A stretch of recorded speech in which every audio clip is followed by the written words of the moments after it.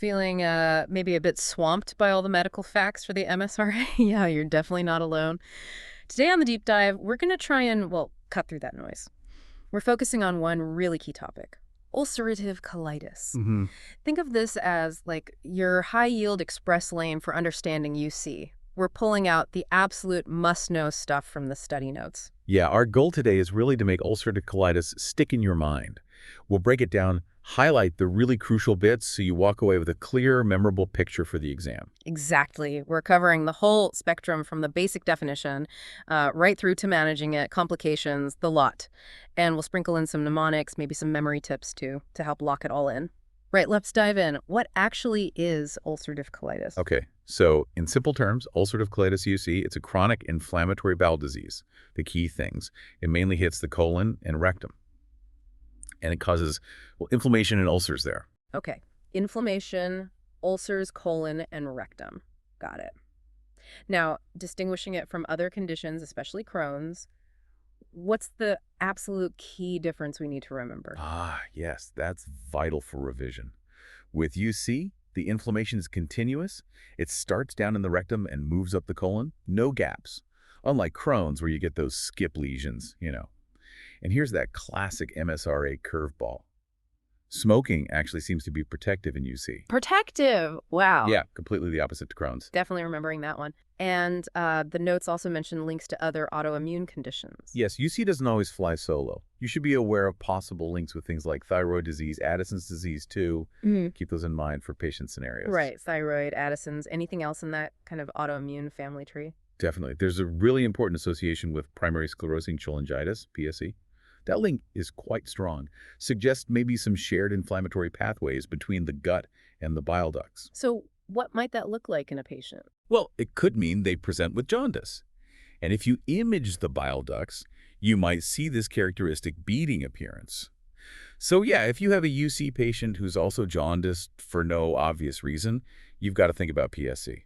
He's looking into. Okay. Building a picture here. Continuous inflammation, weirdly protective smoking, links to thyroid, Addison's, PSC. Right. Let's talk extent. How far up the colon does it go? The notes break this down. Yeah, understanding the extent is key for diagnosis and for deciding on treatment too. We basically categorize it based on how much of the large bowel is involved. So you've got distal disease, that's proctitis, or maybe left-sided colitis. It's limited to the rectum or maybe the rectum and sigmoid. Crucially, it doesn't go past the ileocecal valve. Okay, that valve is the gatekeeper. Exactly. Then there's left-sided colitis, which goes a bit further up, reaching the splenic flexure that bend on the left side. Got it. Extensive colitis goes further still, No. up to the hepatic flexure on the right. And pancolitis means, well, the whole colon is involved. Now, sometimes, if that ileocecal valve isn't working perfectly, if it's incompetent, you might get a little bit of inflammation extending back into the very end of the small intestine, the terminal ileum, in pancolitis case. Okay. And what about indeterminate? Ah, yes. Indeterminate colitis is basically when it's really tricky, especially early on, to definitively say if it's UC or Crohn's. The features overlap sometimes. That's a really clear map, thanks.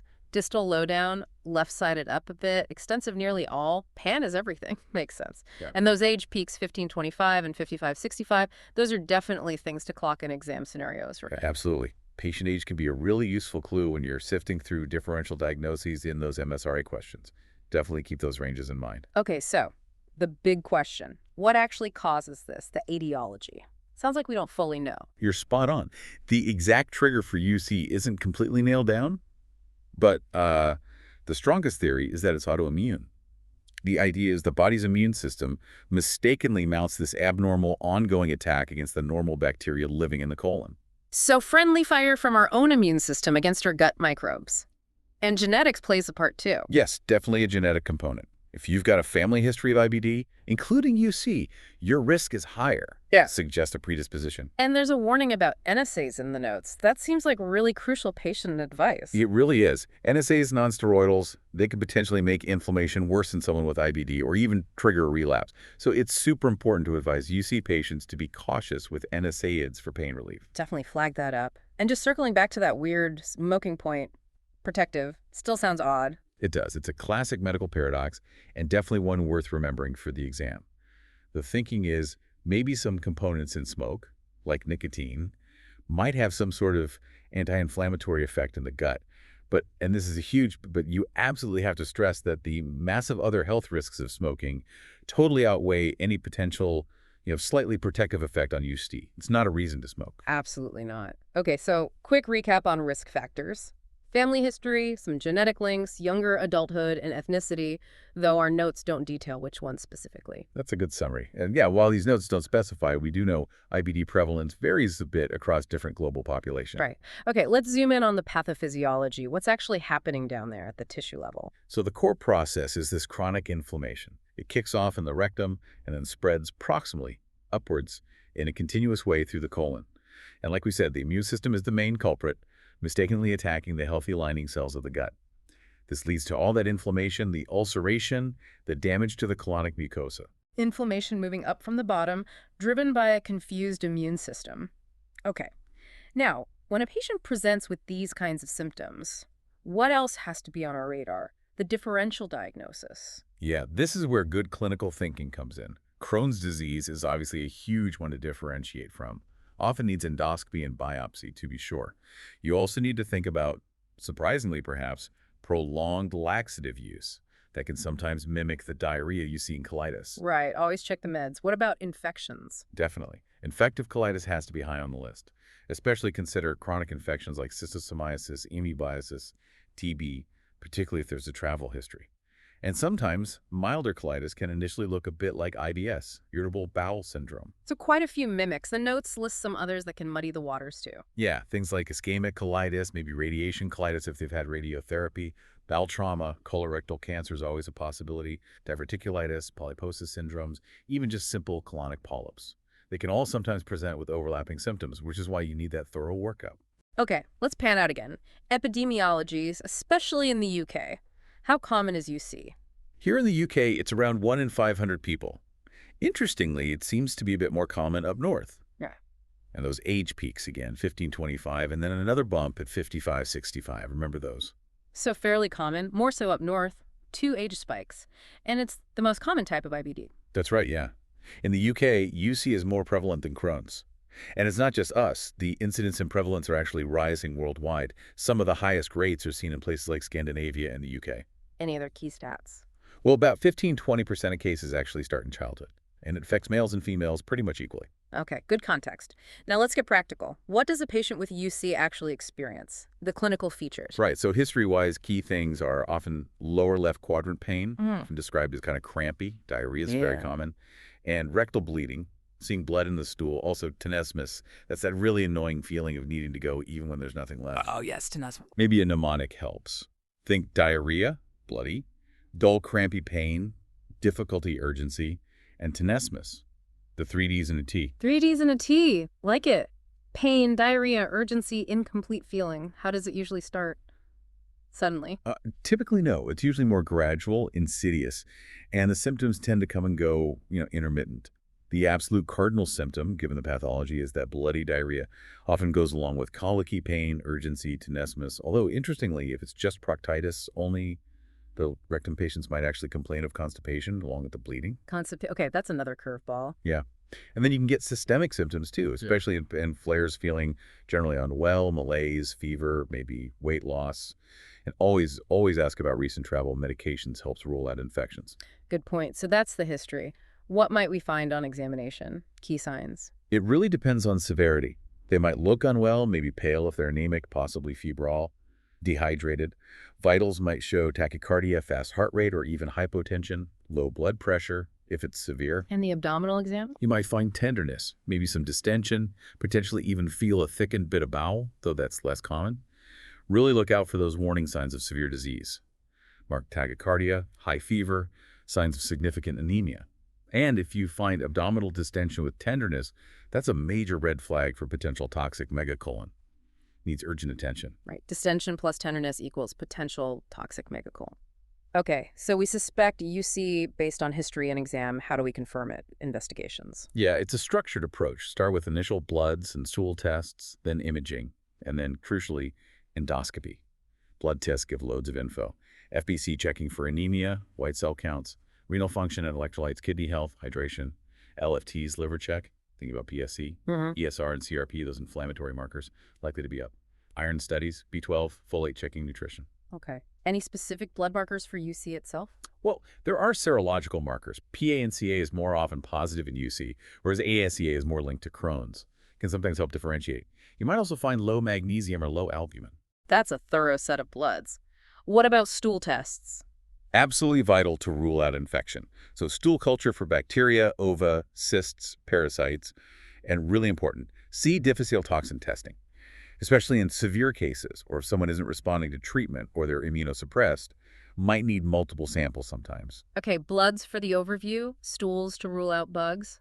What about imaging, seeing inside? A plain abdominal x-ray is really key if you suspect severe colitis.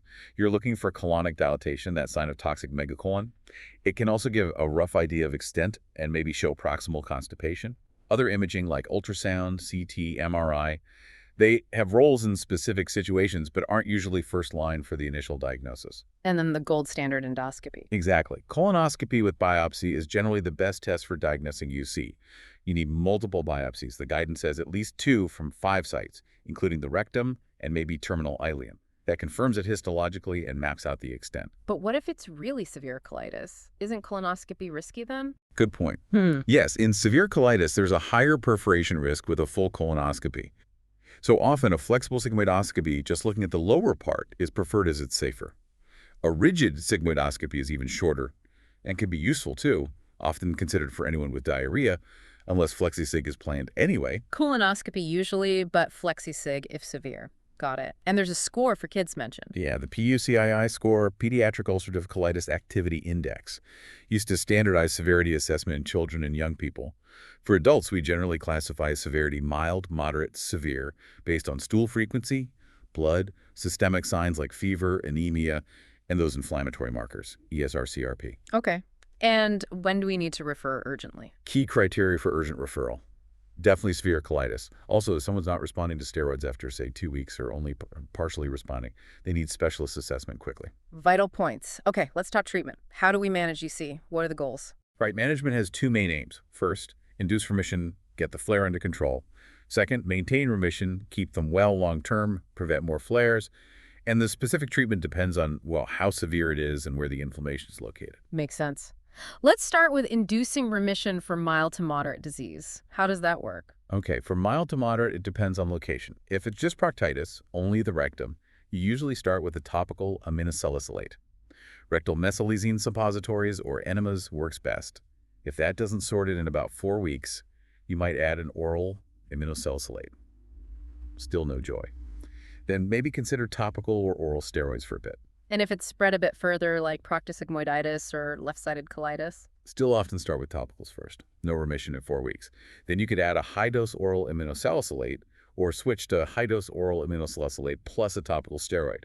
If that doesn't work, then you'd probably stop the topicals and go for oral aminosalicylate plus an oral steroid. Right, stepping up the treatment. What about extensive disease involving more of the colon? For extensive colitis, you'd likely start with both topical and high-dose oral aminosalicylates together.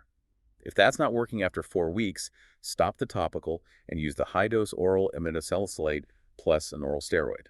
So, a clear step-up strategy, using topicals first where possible, then orals, then steroids if needed. Now, what about a severe flare? That sounds like hospital territory. Absolutely. Severe UC flares usually mean hospital admission. First-line treatment there is intravenous steroids.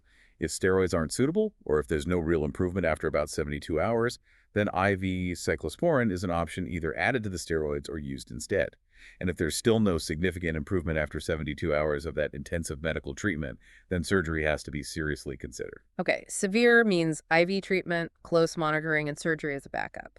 Once someone's in remission, how do we keep them there? Maintain remission. Yeah, maintenance is crucial for long-term quality of life. After a mild moderate flare.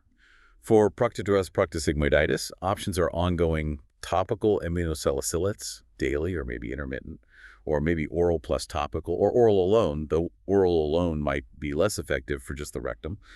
For left-sided or extensive disease, usually a low-maintenance dose of an oral aminosalicylate is the way to go.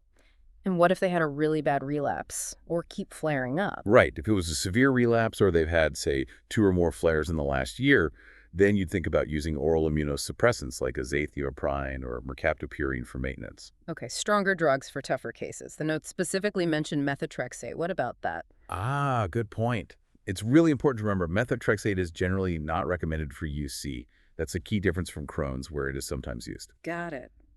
UC versus Crohn's difference number. 3, 4. What about probiotics? There's some evidence kind of emerging that certain probiotics might help prevent relapse in mild to moderate UC, but it's not standard practice everywhere yet. More research is ongoing. Okay, let's talk surgery. Sounds like quite a few people end up needing it. That's right. Estimates are around 20–30% of people with UC will eventually need a colectomy removal of the colon. Usually that's because medical treatments aren't working anymore, or the side effects are too bad, or if complications like precancerous changes, neoplasia, develop. And what's the main operation? The most common one is a restorative proctocolectomy with an ileal pouch anal anastomosis, often called an IPAA or J-pouch. Because UC only affects the colon and rectum, removing them completely is essentially curative. Curative. Okay. Are there specific signs that mean surgery is needed more urgently? Yes, definitely. Things like very frequent stools, maybe more than 8 a day, ongoing fever, tachycardia, seeing colonic dilatation on X-ray, low albumin or hemoglobin, high platelets, or really high CRP, say over 45. Those suggest medical treatment isn't working and surgery might be needed soon. Red flags for needing surgery. Okay. And we mentioned toxic megacolon, managing that of urgency. Yeah, toxic megacolon medical emergency. Diagnosis is colonic dilatation over 6 centimeters on X-ray or CT, plus signs of sepsis, basically. Treatment is intensive care support, IV steroids, aggressive fluids, and electrolytes. And crucially, avoid anti-motility drugs. They can make it worse. If there's no improvement in 72 hours, surgery is needed because the perforation risk is really high. Rapid action is key. Okay, we've covered getting flares under control, keeping people well, and surgery. What's the long-term outlook, the prognosis? Well, it is a lifelong condition, with relapses and remissions. There's a slightly higher mortality rate, especially in the first couple of years after diagnosis, probably linked to severe flares. Relapse after the first attack is common, maybe up to 90%.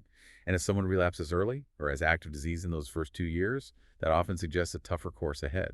The chance of needing a colectomy over 10 years is about 10%. Most people have that relapsing remitting pattern initially, maybe half are relapse-free after 5 years. And about 20% who start with just rectal or left-sided disease might eventually progress to pancreatitis. So, variable but often relapsing. Are there factors pointing to a poorer outlook? Yes, things like a severe initial presentation, having extensive disease from the start, high inflammatory markers, being diagnosed younger, especially childhood onset, and importantly, poor compliance with medication. Those tend to predict a less favorable course. Good to know. Finally, complications. What can go wrong long term? Big one is colorectal cancer risk. It's about doubled compared to the general population. Risk is higher with longer disease duration and childhood onset. That's why regular surveillance colonoscopies are so important. Other bowel issues can happen. Botrytis after surgery is quite common, up to 45%. Toxic megacolon, as we said, post-surgery issues. Then there are the extraintestinal manifestations, eyes, skin, joints, often mirroring gut inflammation. Right. Osteoporosis is common too, partly due to steroid use, so need to minimize steroids and think about bone protection like bisphosphonates. And really importantly, don't forget the psychosocial impact. Living with chronic illness, potential impacts on relationships, sexual health, those need support too. Definitely. So cancer risk, bowel issues, bone health, wider well-being. Okay, we've covered a lot. Let's quickly touch on flares themselves. What triggers them? Flares are basically periods when symptoms get worse. Sometimes there's no obvious trigger, but common ones can include psychological stress, Yeah. medications, especially NSAIDs irritating the gut, or some antibiotics messing with gut bacteria. And counterintuitively, again, sometimes stopping smoking can trigger a flare in some people with UC. Stopping smoking. Wow, another paradox. How do we classify flare severity? We usually use mild, moderate, severe. Mild is like fewer than 4 stools a day, maybe a tiny bit of blood, no real systemic upset, normal ESR-CRP. Moderate is maybe 4–6 stools, but a bit more blood. Some systemic signs like maybe a slight fever, tachycardia, a bit anemic perhaps.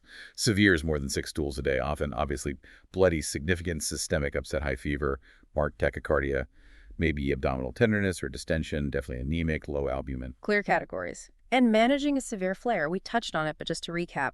Severe flare means hospital admission. Immediate assessment, monitoring, IV fluids, electrolytes, then IV corticosteroids usually first line, maybe immunosuppressants like cyclosporin if needed. And if medical treatment isn't working quickly or complications like toxic megacolon develop, then surgery is the next step. Right, intensive medical therapy with surgery as the backup. Well, that has been an incredibly thorough deep dive into ulcerative colitis. We've gone from definition and causes right through management and complications.